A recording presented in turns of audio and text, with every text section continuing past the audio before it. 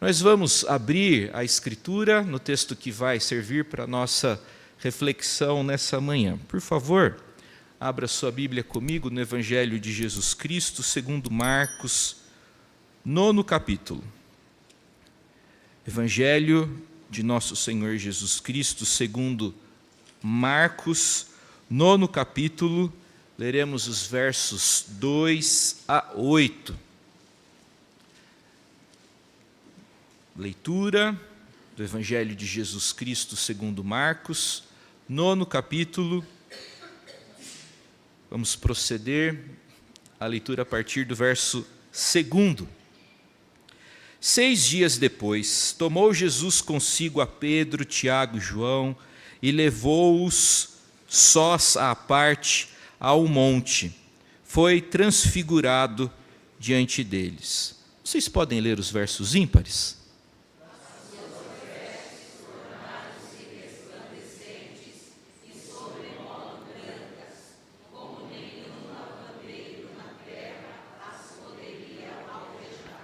Apareceu-lhes Elias com Moisés e estavam falando com Jesus. Então Pedro, tomando a palavra, disse: Mestre, como estarmos aqui e que façamos 3 tendas, uma será tua, outra para Moisés e outra para Elias. Pois não sabia o que dizer, por estarem eles aterrados.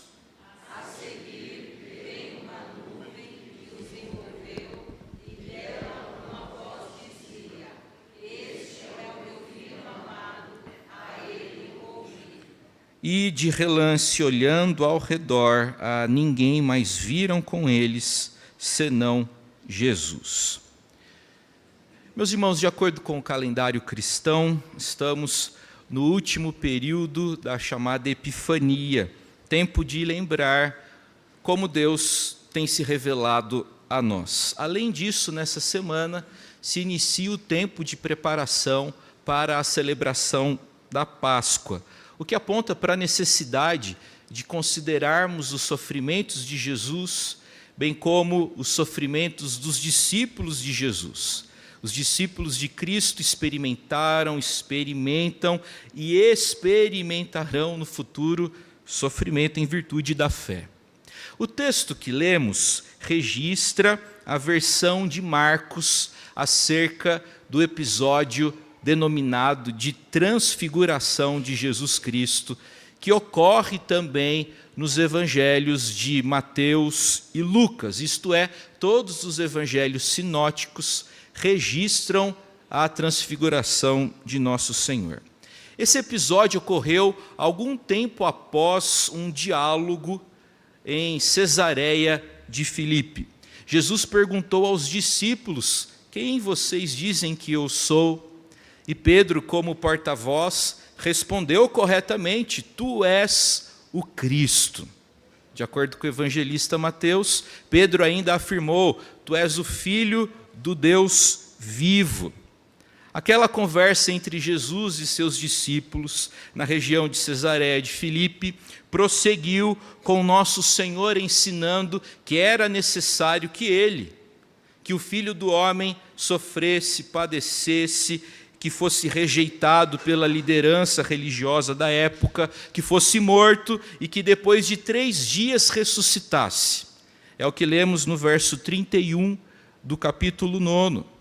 Pedro não gostou nada daquilo, de sorte que chamou Jesus à parte, a fim de censurá-lo, a fim de reprová-lo. Jesus, que história é essa de sofrimento? Que história é essa de rejeição? Para com isso, Jesus. Não gostei desse discurso, prega outro sermão. Finalmente, Jesus repreendeu severamente a Pedro, dizendo-lhe: arreda Satanás, porque você não está cogitando das coisas de Deus, mas sim das coisas dos homens. É altamente provável, é altamente possível que após esse episódio, os discípulos tenham ficado chateados. Afinal de contas, Jesus garantiu para eles sofrimento. Jesus assegurou que o futuro não seria fácil. Naquele momento, gente, os discípulos precisavam de formação. Eles precisavam de instrução, eles precisavam de encorajamento, eles precisavam de ânimo para prosseguir no caminho do discipulado, de sorte que a transfiguração, como o próprio texto indica, acontece por causa dos discípulos. Jesus, de acordo com o verso 2, tomou consigo a Pedro, Tiago e João. Jesus levou-os ao alto de um monte. Jesus foi transfigurado diante deles, e a eles apareceu Elias com Moisés. Meus irmãos, a transfiguração aponta para o fato, para a realidade, de que Jesus valoriza o discípulo. Jesus o assiste, Jesus o ensina, Jesus o auxilia, Jesus o forma. Muitas lições podem e devem ser aprendidas a partir dessa mensagem. E é pensando nisso que eu queria meditar com vocês acerca de princípios espirituais a partir da transfiguração de Jesus Cristo. O primeiro princípio espiritual que nós aprendemos é que Jesus toma a iniciativa. Sempre. A iniciativa sempre é de Jesus. Jesus tomou consigo os discípulos e Jesus os levou ao alto de um monte e ali foi transfigurado diante deles. De acordo com o evangelista Marcos, Jesus toma 3 dos seus discípulos mais chegados e os 4 subiram a uma montanha. A opinião mais comum entre os estudiosos é que o Monte da Transfiguração é o monte denominado de Jebel Jermuque, o monte mais alto da região da Galileia, elevando-se mais de 1.000 metros acima do nível do mar Mediterrâneo, oferecendo para quem está lá em cima uma visão panorâmica para todos os lados. Repare que a iniciativa é de Jesus. Sempre a iniciativa é dele. Os discípulos apenas acompanham. Primeiro, os discípulos são conduzidos por Jesus, que toma a frente, que age e que conduz. Na sequência, os discípulos assistem à transfiguração de nosso Senhor, isto é, Deus age, os discípulos acompanham e testemunham. Insisto que a iniciativa é sempre de Jesus. Como lemos no 4º evangelho, não fostes vós que escolhestes a mim, eu escolhi a vós outros e vos designeis para que vades e para que deem fruto. É o que lemos em João 15,16. Ser discípulo não depende da escolha das pessoas, da decisão espontânea dos indivíduos, mas depende da decisão soberana de Jesus. A pergunta a ser feita é a seguinte: se a iniciativa da salvação é de Jesus, se a iniciativa do discipulado é de Jesus, se a iniciativa da própria santificação é de Jesus, qual é a nossa parte nessa história? A nossa parte nessa história é reagir com obediência, é não endurecermos o nosso coração, como lemos lá no Salmo 95. Jesus toma a iniciativa. A segunda lição que aprendemos é que Jesus é absolutamente incomparável. Ali no Monte da Transfiguração, Jesus passou por uma experiência extraordinária. Eu chamo a sua atenção para o fato de que a palavra transfiguração emprega o prefixo trans, que significa através. Por exemplo, um navio transoceânico é aquele que atravessa o oceano. Uma viagem transcontinental é uma viagem que atravessa o continente. A palavra transfiguração, portanto, indica que ali, naquela ocasião, uma barreira, um limite foi atravessado e superado. Na transfiguração, a divindade de Jesus não pôde ser contida pela sua humanidade, de sorte que essa deidade revelou-se de forma bela e impactante. As suas vestes tornaram-se resplandecentes, sobremodo brancas, como nenhum lavandeiro na terra as poderia alvejar. Marcos fez questão de registrar que o que aconteceu ali não foi resultado de um processo humano. A veste de Jesus não ficou resplandecente e branca por ter sido lavada na Sankia Sec ou na Dry Clean, nomes aí de lavanderias contemporâneas. A veste de Jesus ficou branca não por conta do uso de Vanish, Crystal White, ou de água sanitária, ou de qualquer produto que antigamente a gente podia adquirir no caminhão da limpeza. Faz tempo que eu não vejo o caminhão da limpeza passando nos bairros. O que aconteceu naquela ocasião não foi resultado de recurso humano, porque a roupa de Jesus tornou-se resplandecente e branca em virtude da sua santidade. Deus é santo, Jesus é o próprio Deus que se encarnou, Ele é santo e a sua santidade apareceu aqui, mais uma vez, de forma extraordinária. Uma das qualidades do ser divino, um de seus atributos, é a santidade. Diante de Deus, seres angelicais denominados de serafins entoaram em coro, em uníssono, submissos: Santo, Santo, Santo.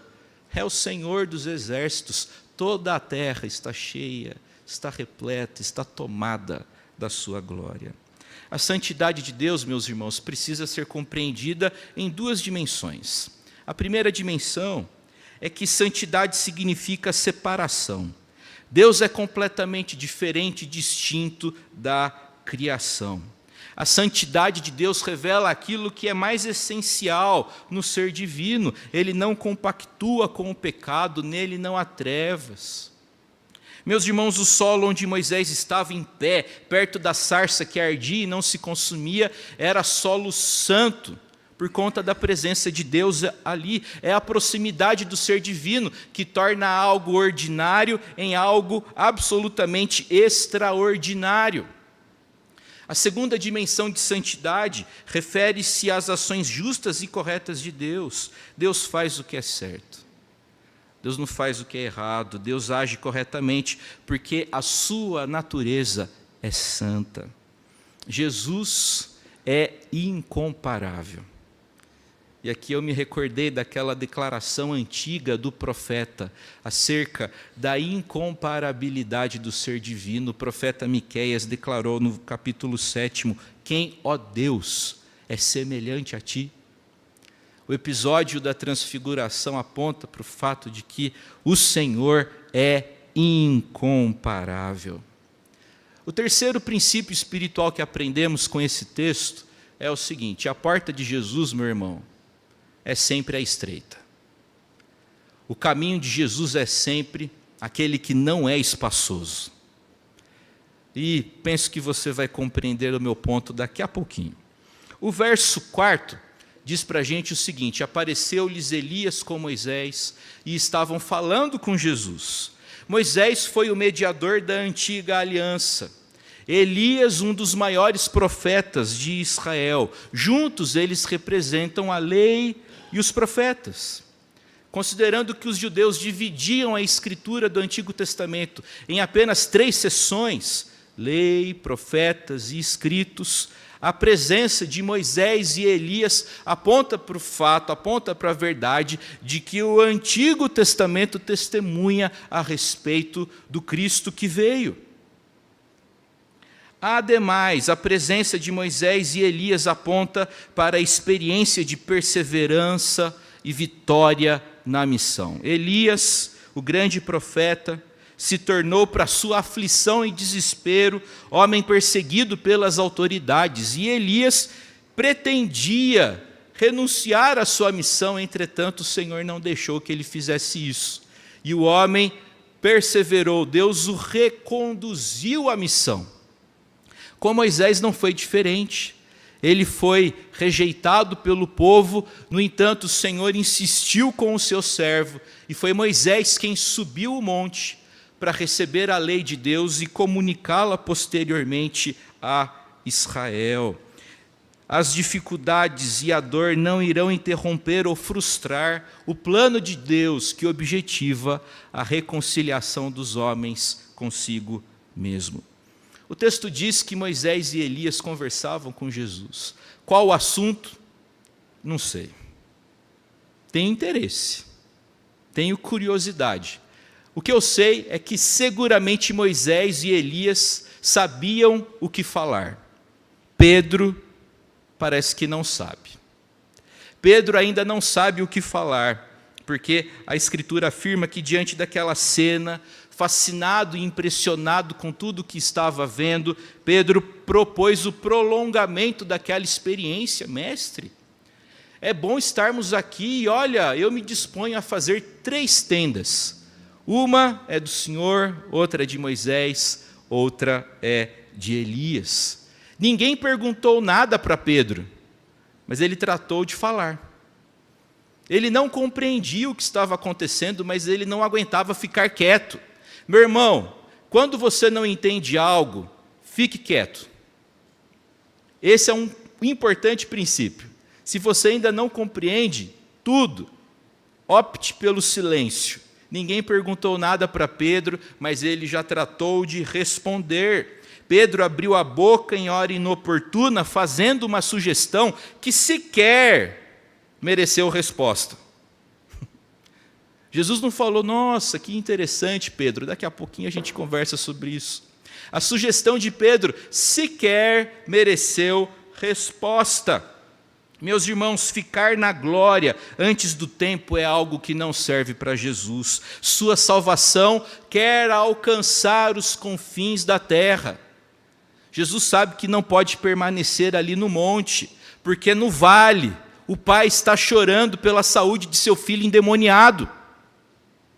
Se você continuar a leitura, verificará que após descer o monte, Jesus exorciza o demônio de um menino que sofria demais. E por conseguinte, seu pai também sofria diante da precariedade da vida de seu menino. Pedro caiu na tentação de querer ficar com a parte boa para si e mais alguns poucos.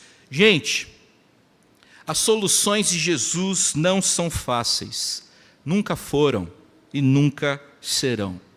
É por isso que eu afirmo que a porta de Jesus é sempre a estreita. O caminho de Deus nunca é o espaçoso e largo. O caminho de Deus para resolver o problema é o que sempre dá mais trabalho. O caminho de Deus para resolver um problema é sempre o mais difícil. Eu não sei direito o que fazer, briguei com fulano, tenho 2 opções: romper com ela ou sentar com ela para me entender. Eu não sei o que Deus quer para mim. Bobeira. Porque a vontade de Deus para você, o caminho de Deus é sempre o mais difícil. O Senhor exige que você sente com a pessoa, que você ore com ela, que você reconheça seus erros, que você reconheça os pecados que você cometeu. A porta de Jesus é sempre a estreita. Pense, por exemplo, na maneira como Jesus lida com o problema do pecado. Jesus não condena, rejeitando o pecador. Jesus não tolera, ignorando o pecado. Jesus trata do pecado de que forma? Perdoando. E como ele pôde e pode fazer isso, ele reivindicou nossos pecados para si, pagou o preço da nossa desobediência e assim pode reconciliar-nos com o Deus que é absolutamente santo. A porta de Jesus é sempre a estreita. Guarde isso na sua mente e no seu coração. Prosseguindo. 4º princípio espiritual que aprendemos com a transfiguração de Jesus é o comprometimento cada vez maior. A seguir veio uma nuvem que os envolveu e dela uma voz que dizia: este é o meu filho amado, a ele ouvi. A nuvem representa a aconchegante presença de Deus sobre todos. E da nuvem ouve-se uma voz, dirigida aos presentes: este é meu filho amado. A voz autoriza, qualifica e legitima Jesus diante dos ouvintes e diante dos leitores do Evangelho. O evangelista Marcos possui uma estratégia literária muito interessante. Ele fez questão de inserir no seu texto 3 episódios que revelam o fato de que o discipulado requer um comprometimento cada vez maior. Esses episódios são narrados de forma muito semelhante, visto que os 3 relatos possuem 4 características em comum. Refiro-me ao batismo, à transfiguração e à crucificação de Jesus. Todos esses 3 relatos possuem 4 características em comum, a saber, um prodígio celeste. No caso do batismo, os céus se abrem, o Espírito desce como pomba. No caso da transfiguração, as roupas ficam brancas e desce uma nuvem. E na crucificação, o véu do santuário se rasga e a escuridão se espalha. Em ambos os relatos há uma voz. No batismo, vinda do céu. Na transfiguração, vinda da nuvem. Na crucificação, Jesus clama em alta voz: Deus meu, por que me desamparaste? Há também nesses relatos uma identificação de Jesus como Filho de Deus. No batismo, tu és meu Filho amado. Na transfiguração, este é o meu Filho amado. No relato da crucificação, alguém afirma, Marcos 15, 39, verdadeiramente este homem era Filho de Deus. E, por fim, a 4ª característica em comum nesses relatos é uma relação com Elias. No batismo, o batista é retratado como Elias. Na transfiguração, Jesus aparece com Elias. E na crucificação, alguém diz: vejamos se Elias vem tirá-lo. Esses 3 relatos encontram-se, respectivamente, no início, no meio e no final do Evangelho, a fim de lembrar os leitores de que seguir a Jesus exige, por parte do discípulo, um compromisso cada vez maior e intenso. Esse é o 4º princípio espiritual que aprendemos. E, por fim, o último princípio espiritual que aprendemos com a transfiguração de Jesus é o princípio do silêncio e da proclamação. O verso 9, que não foi lido, ele é interessante de ser analisado. Ao descerem do monte, ordenou-lhes Jesus que não divulgassem as coisas que tinham visto, até o dia em que o Filho do Homem ressuscitasse dentre os mortos. O texto imediatamente posterior ao relato da transfiguração exige silêncio quanto à messianidade de Jesus. Jesus diz para seus discípulos: não contem isso para ninguém, esperem a ressurreição. Jesus fez isso porque os discípulos ainda não compreendiam bem a natureza do seu ministério. A verdade é que apenas a cruz e a ressurreição permitem um pleno conhecimento acerca de Jesus. Sem a paixão, morte e ressurreição, o anúncio de Jesus é incompleto. Nem mesmo os milagres revelam quem é Jesus. O segredo messiânico pretendia levar os discípulos a uma compreensão correta e ajustada acerca do ministério de Jesus. Acontece que não é mais tempo de ficar calado. Cristo foi crucificado, porém ele ressuscitou, ou seja, é tempo de falar. A ordem agora é ir por todo o mundo e pregar o evangelho a toda a criatura. Porém, não se trata de sair falando qualquer coisa. Trata-se de sair e anunciar o evangelho integralmente. Trata-se de anunciar Jesus como aquele que viveu, morreu, ressuscitou e foi assunto aos céus para a nossa salvação. Aí está o evangelho. Aí está o centro, o cerne da nossa fé. Deus em Cristo interferiu na história.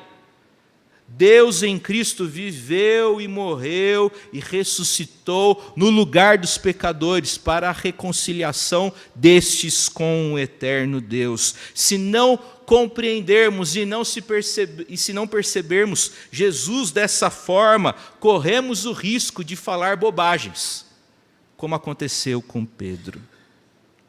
Para que possamos falar de Jesus de forma correta, precisamos de formação. Precisamos subir o monte. A iniciativa sempre é de Jesus.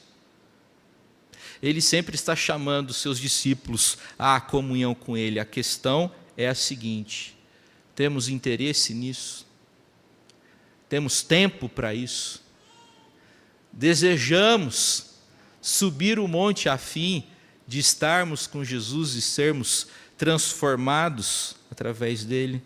Essa é a reflexão a ser feita na manhã desse dia, nesse dia em que a igreja cristã se dedica a meditar acerca do episódio da transfiguração de Jesus. Que o bom Deus nos abençoe e nos sustente em nome de Jesus. Amém.